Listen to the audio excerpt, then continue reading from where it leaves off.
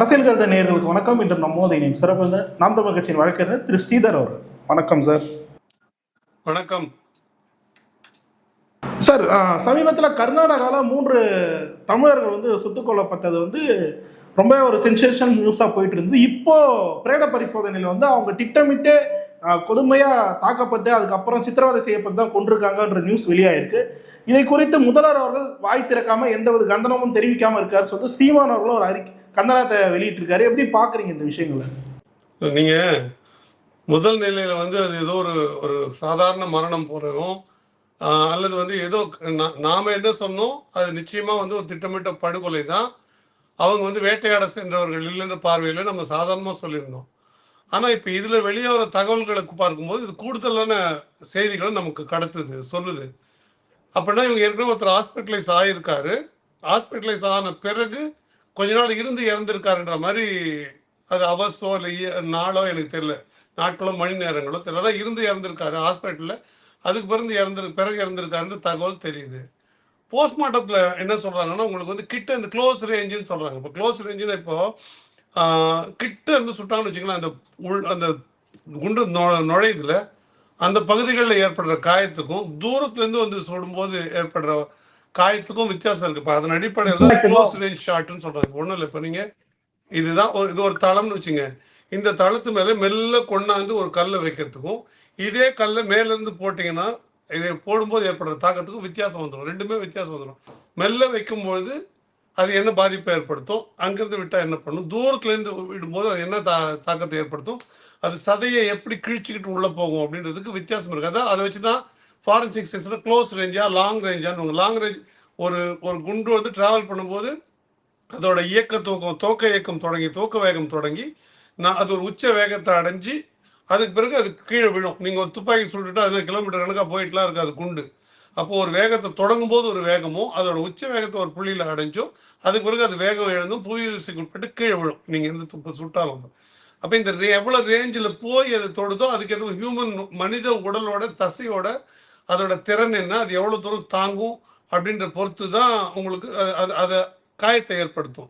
ஒரு குண்டு ஒரு தகரத்தில் பாயறதுக்கும் ஒரு குண்டு ஒரு கட்டையில் பாயறதுக்கும் ஒரு குண்டு ஒரு சதையில் பாயறதுக்குமான வித்தியாசம் இருக்குது. அப்போ இது ரொம்ப மிகப்பெரிய அறிவியல். இது அந்த அறிவியலின் அடிப்படையில் அவங்க சொல்லியிருக்கிறத பார்க்கும்பொழுது ரொம்ப க்ளோஸ் ரேஞ்ச் ஷாட் அப்படின்றது. க்ளோஸ் ரேஞ்ச் ஷாட் ரொம்ப கிட்ட இருந்து சுடப்பட்ட குண்டு அப்படின்னா அந்த தேவை எங்கேருந்து வந்ததுன்ற கேள்வி இருக்கு. அந்த தேவை எப்படி வரும் அப்படின்ற கேள்வி இருக்கு. கிட்ட இருந்து சுட வேண்டியதுன்னா பேச்சுவார்த்தை நடந்திருக்கு, ஏதோ பேசியிருக்காங்க, வாக்குவாதம் ஏற்பட்டிருக்கு.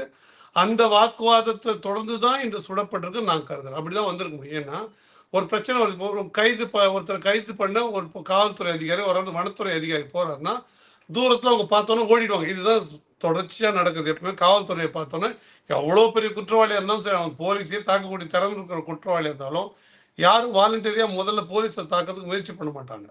எப்பயுமே அது நடக்காது. அதே மாதிரி ஒரு கொலை குற்றத்துக்கான குற்றவாளியை கூட சுட்டு பிடிக்கிற உரிமை காவல்துறைகளை, தப்பிச்சு ஓடனா அதனால் நான் சுட்டேன்னா ஒரு நீதி சொல்ல முடியாது, ஒரு நியாயத்தை காவல்துறை சொல்ல முடியாது. அப்போ எப்போ ஒரு தாக்குதல் நடத்தலாம் அப்படின்னா அதை செல்ஃப் டிஃபென்ஸ்க்காக தன்னைத்தான் பாதுகாத்துக்கிறதுக்காக தான் நடத்த முடியும்.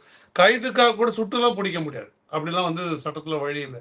சுட்டுலாம் நீங்கள் அதை ஒருத்தர் பிடிக்க முடியாது. அப்போ இந்த கேள்வி எங்கே க்ளோஸ் ரேஞ்சில் சுடுறதுன்ற கேள்வி எங்கேருந்து வருது? இப்போ க்ளோஸ் ரேஞ்சில்னா தப்பிச்சு ஓடுற முயற்சி அதில் இல்லை. தப்பிச்சு ஓடுற முயற்சி இருந்தால் தூரத்தில் ஓடி இருப்பாங்க, ஓடும்போது தான் சுடப்பட்டிருப்பாங்க.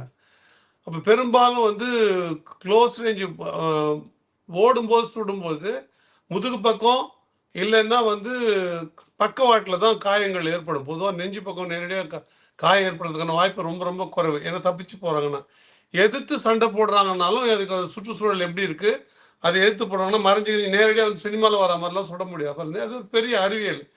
அப்போ இந்த முடிவுகளை பார்க்கும்பொழுது என்ன நமக்கு இந்த முடிவுகளை பார்க்கும்பொழுது தெரியுது அப்படின்னா, ஏதோ ஒரு பேச்சுவார்த்தை, ஒரு வாக்குவாதம், இல்லை ஒரு நெருங்கி தான் பேசியிருக்காங்க.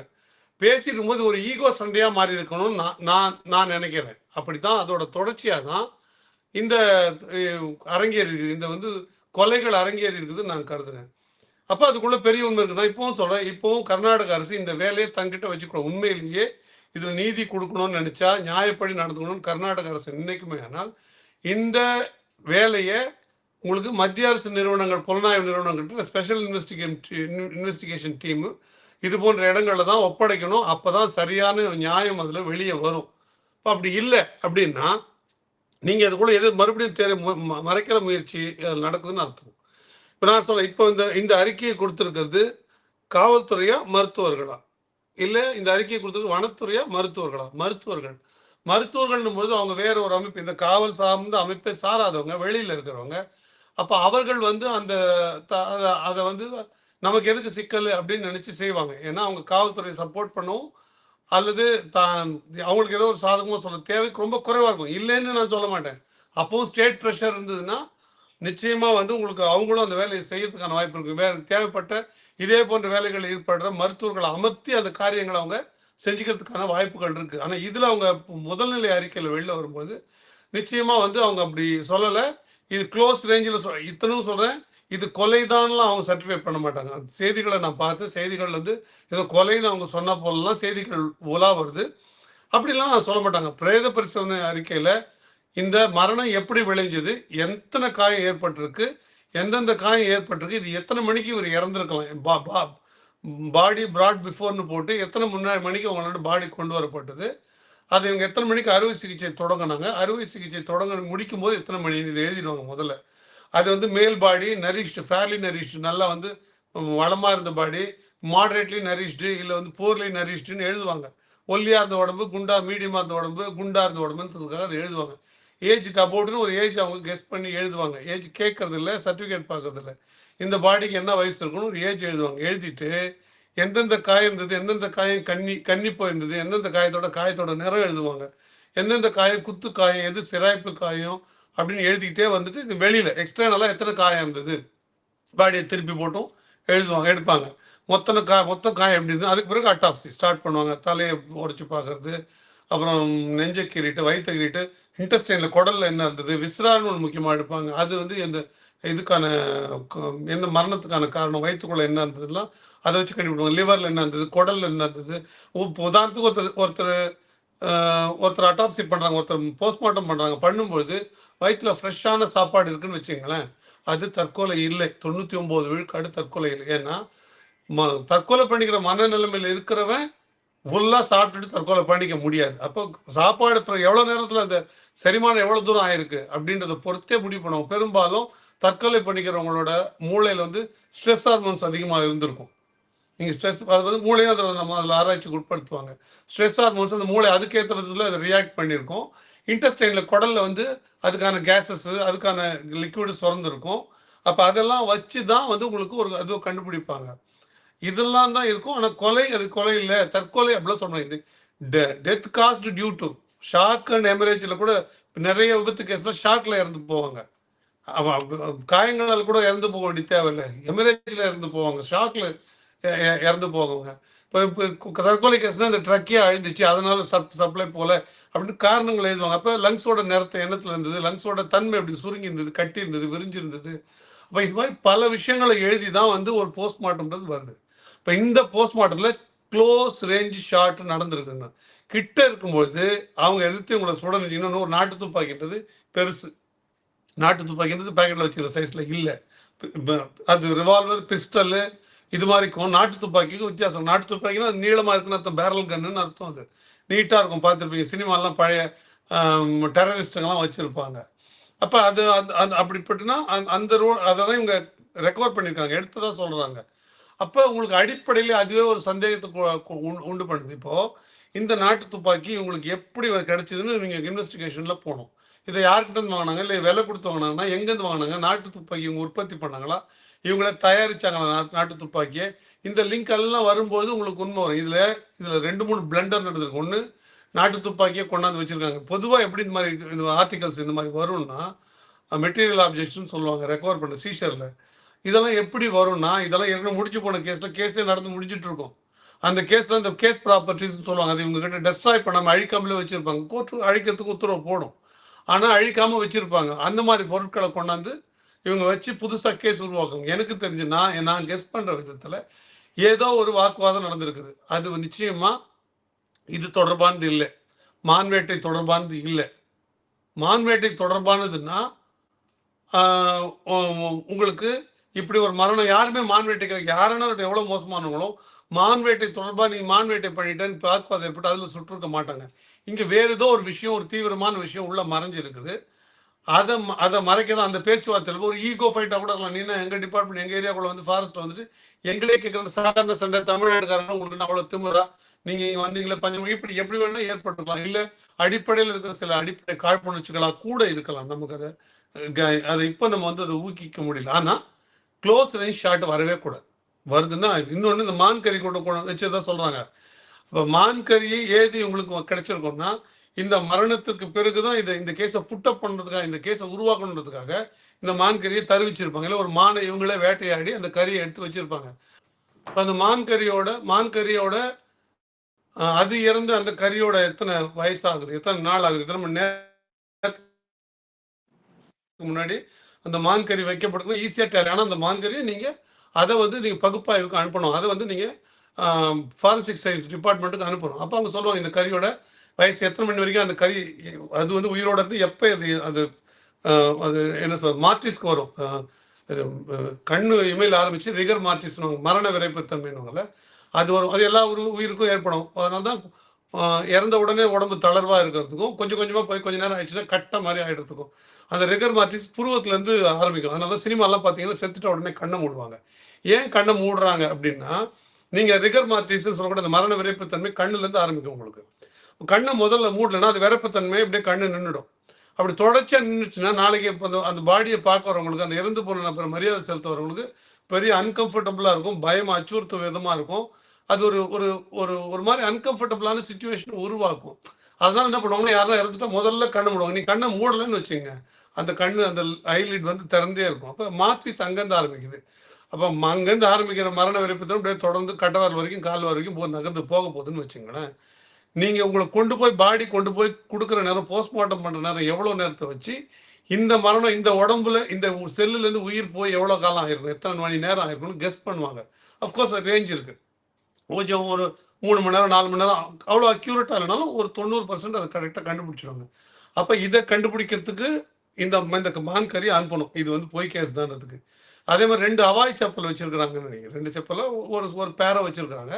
அது புத்தம் புது செப்பலில் அழுக்கு கூட இல்லை. அந்த செருப்பு அவாய் செருப்பு புத்தம் புது செருப்பாக இருக்குது. புத்தம் புது செருப்பை வாங்கி தலைமையில் வச்சுட்டு வந்தான் நாங்கள் செத்தவன்.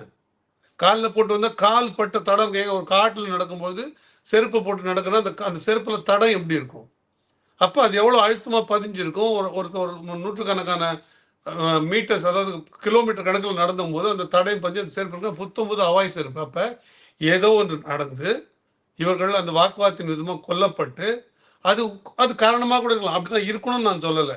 அது வந்து தமிழ் கன்னடம்ன்ற பேச்சுவார்த்தையில் அதோட விளைவாக கூட ஏற்பட்டு நீங்கள் எப்பவுமே இப்படி தான் பண்ணுறீங்கன்ற நோக்கத்தோட கூட இல்லை அந்த பேச்சுவார்த்தையோட கூட இப்படி சுட்டிருக்கலாம்.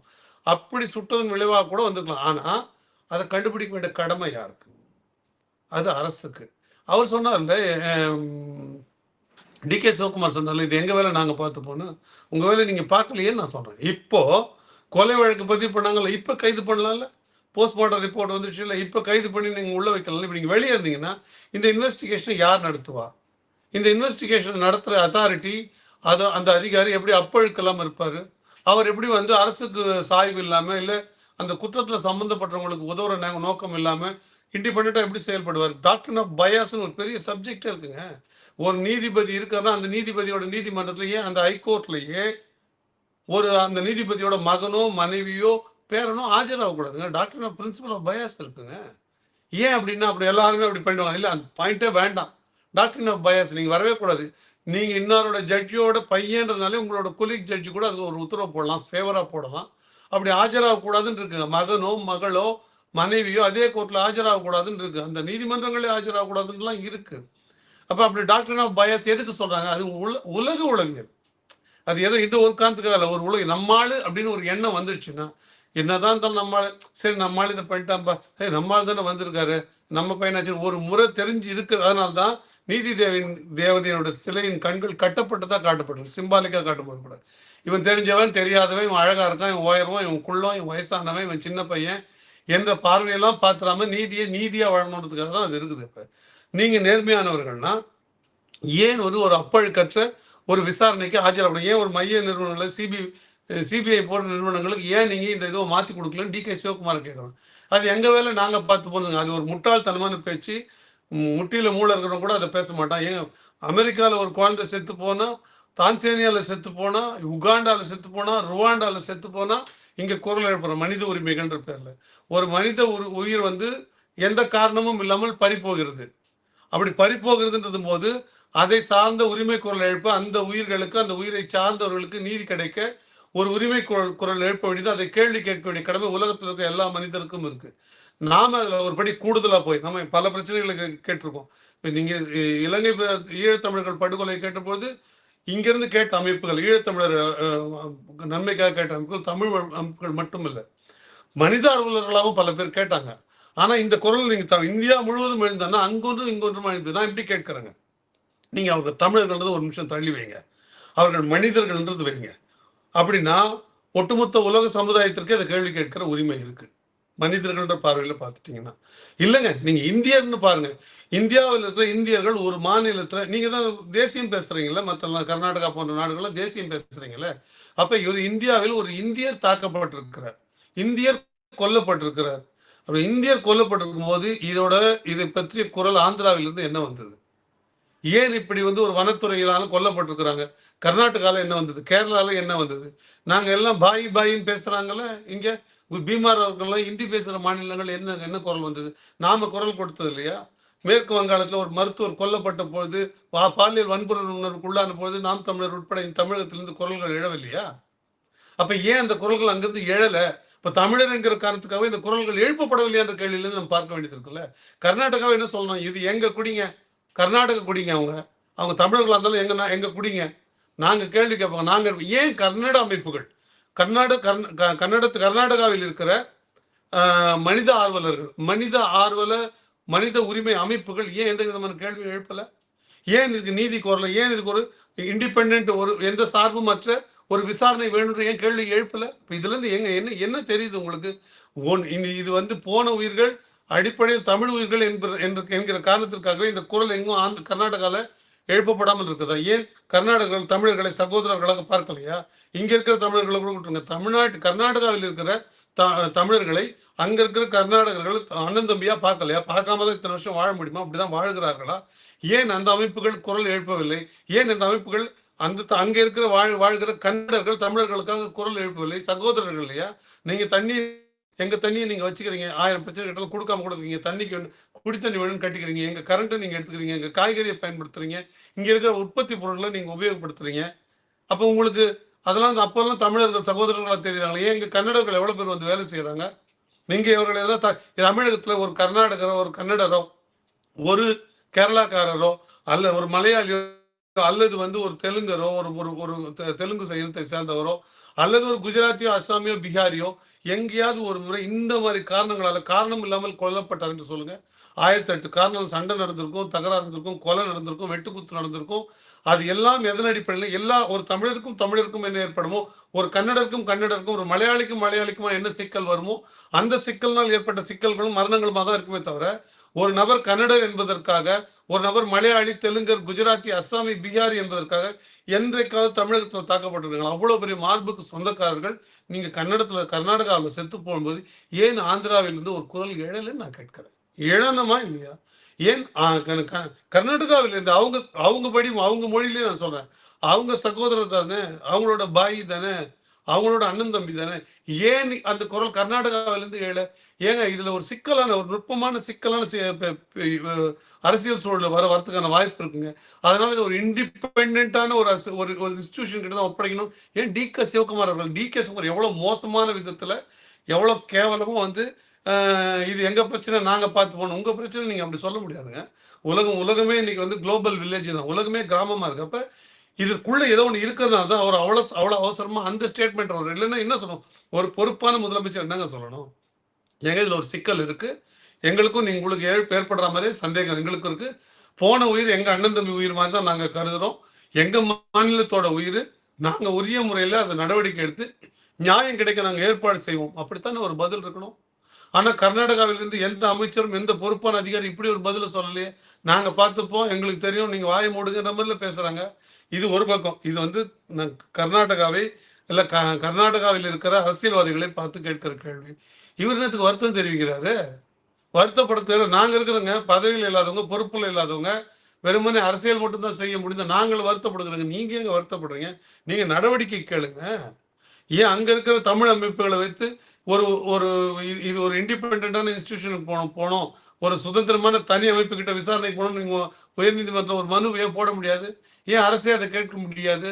ஏன் அதுக்கான சட்ட நகர்வுகளை ஏன் இந்த தமிழ்நாட்டு அரசாங்கம் எடுக்க முடியாது? அங்க நீங்க எது ஓட்டு பொறுக்கிறதுக்கு தான் திட்டம் போட்டிருக்கீங்க. அங்க சினிமா பணம் சம்பாதிக்கிறது தான் திட்டம் போட்டிருக்கீங்க. அங்க ஏதோ உங்களுக்கு தேவை இருக்குது. அதனால தான் நீங்க கேட்கலன்னு சொல்ல வேண்டியது. என் வருத்தம் யாருக்குங்க வருத்தம் இல்ல? எந்த உயிர் கொல்லப்பட்ட போது, சுடப்பட்ட போது யாருக்கு வருத்தம் இல்ல? இது என்ன ஒரு மொக்கையான ஸ்டேட்மெண்ட், ஒரு ஃபிளாட் ஸ்டேட்மெண்ட், ஒரு மொன்ன ஸ்டேட்மெண்ட் இது. வருத்தமா இருக்குன்னு கண்டிக்கிறது எங்க? நீங்க இது கர்நாடகால இல்ல. இது கர்நாடகால ஒரு கன்னடருக்கு நடந்தாலும் நீங்க கூட நீங்க கண்டிக்கலாம். கேரளால ஒரு கர்நாடகருக்கு நடந்தாலும் இதை நீங்க கண்டிக்கலாம். ஆந்திரால ஒரு தெலுங்கருக்கு நடந்தாலும் நீங்க இதை கண்டிக்கலாம். ஏன் கண்டிக்க கூடாதுன்னு இருக்குது? எங்க கண்டிக்கிறீங்க? எதுனா அவ்வளவு வருடும் துணியில பேசுறீங்க? செய்யணும் 100 விதத்துல செய்யுங்க. நீங்க நீங்க ஒருவேளை அரசு அப்படி இல்லையா? தாவேக்கா இந்த வேலையை செய்ய முடியாதா? முன்னெடுக்க முடியாதா? தாவேக்காவினருக்கும் உள்குத்து இருக்குது இதுலன்னு நான் சொல்றேன். அவங்களும் இதை விரும்புறாங்க. இப்படிப்பட்ட விஷயங்கள்ல நம்ம நாசூக்கா போயிடணும்னு விரும்புறாங்க. இதை கடந்து போயிடணும்னு விரும்புறாங்க. இது ஒரு பிரச்சனை. அவங்களோட பொலிட்டிக்கல் மைலேஜுக்கு, பொலிட்டிக்கல் கேரியருக்கு நாளைக்கு சிக்கலை ஏற்படுத்தலாம் நினைக்கிறாங்க. இது கரியர் சம்பந்தப்பட்ட பிரச்சனையா, பொலிட்டிக்கல் மைலேஜ் சம்பந்தப்பட்ட பிரச்சனையா, இது உரிமை சார்ந்த பிரச்சனையான்ற கேள்விதான் இருக்கு. அப்ப இந்த உரிமை சார்ந்த பிரச்சனைக்கு குரல் கொடுக்க வேண்டிய கடமை, தேவை விஜய் அவர்களுக்கு இருக்குதா இல்லையா? முதலமைச்சர் தமிழ்நாட்டை ரெப்ரசென்ட் பண்ற முதலமைச்சருக்கு இருக்குதா இல்லையா? நீங்க இங்க இருக்கிற கர்நாடகாவுக்கே நீங்க குரல் கொடுக்கலன்னா நாளைக்கு ஈழத்துல மறுபடியும் ஒரு சிக்கல் வரும்பொழுது, இல்ல கடல்களை வந்து தமிழர்கள் சுட்டுக் கொல்லப்படும் பொழுது நீங்க என்ன குரல் கொடுப்பீங்க? வருத்தம் தெரிவிப்பீங்களா? ஒரு டெம்ப்ளேட் போட்டு வச்சுக்கங்க. தமிழக அரசு வருந்துகிறது, முதலமைச்சர் வருத்தம் தெரிவிக்கிறார், ஒரு டெம்ப்ளேட் போட்டு வச்சுங்க. பேரை மட்டும் மாத்திட்டு போடுங்க. யாரால கொல்லப்பட்டா, யார் கொல்லப்பட்டான்னு மட்டும் மாத்திட்டு போட்டு விடுங்க. இது என்ன ஒரு மோசமா? நீங்க இப்படி பேசுனீங்கன்னா யாருக்கு அச்ச உணர்வு வரும்? இப்ப நீங்க 19 தமிழர்கள் வந்து ஆந்திரால கொல்லப்பட்ட பிறகு கடுமையான குரல் தமிழ்நாட்டில் எழுந்த பிறகு அடுத்த முறை இந்த தாக்கல் நடக்கும் போதுன்னா, அப்படி ஒரு சூழல் வரப்போகுதுன்னா அந்த அதிகாரிகளுக்கு ஒரு அச்ச உணர்வு வரும். அப்ப நம்ம எப்படி இதை நகர்த்தணும்? இப்படி பேசலாமா கூடாது? இது தேவையில்லாத வேற அரசியல் பிரச்சனை வருதுன்ட்டு அவங்க நடவடிக்கைகளை ஒரு நிதானமும் ஒரு எச்சரிக்கை உணர்வு வரும். அப்ப இந்த மாதிரி நடவடிக்கைகள் தவிர்க்கப்படும். அதன் மூலமா தமிழ் உயிர்கள் காப்பாற்றப்படும். அதனோட சேர்த்து தானே இந்த கண்டனம் என்ன பொழுதுபோக்கு கண்டனம் கொடுக்குதா? 2 காரணம். ஒண்ணு, இனி இது எப்படி நகரணும்? இது தவறா போகக்கூடாது. இனிமேல் இதனால இது போன்ற சிக்கல்கள் வரக்கூடாதுன்ற காரணத்திற்காக அதுக்காக ஒரு அறிக்கையும், இன்னும் நடந்ததுக்கு ஒரு சரியான நீதி கிடைக்கணும். சம்பந்தப்பட்டவர்கள் உங்களுக்கு விசாரணைக்கு உள்ளாய் தண்டனை பெறணும். அப்படி தண்டனை பெறும்போது என்ன ஆகும்? அது ஒரு வெளிச்சத்தை பாய்ச்சும். அந்த வெளிச்சத்தின் மூலமா இப்படிப்பட்ட காரியங்களை செய்ய முடியாது அப்படின்னு சொல்றேன். நான் இன்னும் கேட்கிறேன், சென்ட்ரல் கவர்மெண்ட் இதுல ஏங்க எடுத்துக்கல? அவங்களோட இது என்ன? பிஜேபியோட கர்நாடகா பிஜேபியோட நிலைப்பாடு என்ன? தமிழ்நாடு பிஜேபியோட நிலைப்பாடு என்ன? அகில இந்திய பிஜேபியோட நிலைப்பாடு என்ன? இதுல என்ன கருத்து அவங்களுக்கு? நாங்க எல்லாத்துக்கும் கருத்து எல்லா முண்டங்களும் இப்படி ஒன்று கிளம்பிடும். எல்லாத்துக்கும் நாங்க கருத்து எல்லாத்துக்கும் சொல்ல முடியாது. உங்களுக்கு தேவையானது மட்டும் சொல்லுவீங்களா? அப்ப இது நாங்க கேட்கிறோம். நீங்க தமிழ்நாடு கர்நாடகா சொல்லுங்க, தமிழ்நாடு பிஜேபி சொல்லுங்க, கர்நாடகா பிஜேபி சொல்லுங்க, உங்க நிலைப்பாடு சொல்லுங்க. ஆமாங்க, இதுல கொல்லப்படலைங்க. கர்நாடகா பிஜேபி சொல்றேன், கர்நாடகா காங்கிரஸ் சொல்லட்டும். தமிழ்நாடு காங்கிரஸ் பிஜேபியோட காங்கிரஸோட நிலைப்பாடு என்னங்க? இங்க தாவேக்காவோட செயல்படுறாங்க, அவங்களோட நிலைப்பாடு என்ன? அப்ப இது எல்லா நேரத்திலையும் ஒரு உரிமைக்காக நீங்க ஒன்றும் போராட வேணாம், அங்க போய் நிக்க வேணாம், காப்பாற்ற வேணாம், நீங்க மல்லு கட்ட வேணாம், எதிர்த்தாக்குதல் பண்ண வேணாம், எதுவுமே பண்ண வேணாம். ஒரு அறிக்கை, கண்டன அறிக்கை உள்ளதுன்னா என்னவா இருக்கு இந்த விஜய் அவர்களுடைய அரசுன்னு கேட்கிறேன். உதவாத மேட்டர், கார் வாங்கலாமா, பீர் ஆன்லைன்ல விற்கலாமான்னு பேசுறதாங்க ஒரு அரசு. நீங்க பக்கத்து மாநிலத்தில் எங்க உரிமையை காப்பாற்றலைன்னா வெளிநாடுகளில் ஒரு சிக்கல் ஏற்பட்டால் எப்படி உரிமையை காப்பாற்றி கொடுப்பீங்க? இதுதான் வந்து உங்களோட செயல்பாடா? அப்படிங்க நீங்க எவ்வளவு பாஜக அடிவரடியா, காங்கிரஸோட அடிவரடி. ஆனா தப்புலையும் வாசிக்கிறது, தவுலையும் வாசிக்கிறது வந்து தாவேக்காவால் தான் முடியும். இந்த பக்கம் தென்னை மரத்துக்கு ஒரு குத்து, ஏனியில் ஒரு குத்துன்ற மாதிரி பிஜேபிக்கு ஒரு என்டாஸ்மெண்ட், காங்கிரஸுக்கு ஒரு சீட்டு அப்படின்றதெல்லாம் இவங்க தான் செய்ய முடியுங்க. தாவேக்கா மாதிரி ஒரு சந்தர்ப்பவாத கட்சி நான் பார்க்கவே இல்லை உண்மையிலே. திமுக கூட சந்தர்ப்பவாதம் பண்ணும். ஆனா நாமினல் ஸ்டேட்மெண்ட் பேரளவில் இது எதிர்க்கிற மாதிரி நேரம் ஒரு கண்டன அறிக்கை விட்டுருக்கோம். திமுக அரசுல இருந்ததுன்னா இது எதிர்க்கிற மாதிரி ஒரு கண்டன அறிக்கை விட்டுட்டு அந்த பக்கம் போன்ல கூட பேசி, வாத்தியார நான் சும்மா சொல்லியிருக்கேன், நீ கண்டுக்காத வாத்தியார கூட பேசுவோம் நம்ம திமுக. அதை கூட இவங்க செய்யலையே. அப்ப என்ன விதமான ஆட்கள் இவங்க? என்ன பயந்தவங்களிகள் இவங்க? தூய்மையான ஆட்சி, நேர்மையான ஆட்சின்னு மட்டும் சொல்லிட்டு எல்லா உரிமைகளையும் அடவுக்கு போறாங்களா? அப்படித்தான் நமக்கு தெரியுது. அப்ப இன்னும் தொடர்ச்சியா தமிழர் சார்ந்த, தமிழர் நிலம் சார்ந்த, தமிழர் உரிமை சார்ந்த பிரச்சனைகள் வரும்போது எப்படி செயல்பட போறாங்க? தமிழகத்தின் உரிமை சார்ந்த, தமிழகத்தின் நிலம் சார்ந்த பிரச்சனைகள் வரும்போது எப்படி செய்ய போறாங்கன்னு அச்ச உணர்வா ஏற்படுது நமக்கு. இவங்க ஒரே ஒரு தாரக மந்திரம், நாங்க வந்து தீய சக்தியை ஒழிப்போம், நாங்க வந்து தூய சக்தியா இருப்போம், நாங்க வந்து ஊழல் ஒழிப்போம்னு சொல்லிக்கிட்டு, எல்லா ஊழலையும் பண்ணிக்கிட்டு, எல்லா தமிழர் நலன்களையும், தமிழக நலன்களையும் இவங்க அடமானம் வைக்கப் போகிறார்கள் என்றுதான் நான் இதிலிருந்து புரிந்து கொள்கிறேன். இந்த எதிர் அறிக்கை விடாதலிருந்து நான் அப்படித்தான் புரிந்து கொள்கிறேன். Okay sir. பல்வேறு கேள்விக்கு தெளிவாக நேரத்துக்கு நன்றி.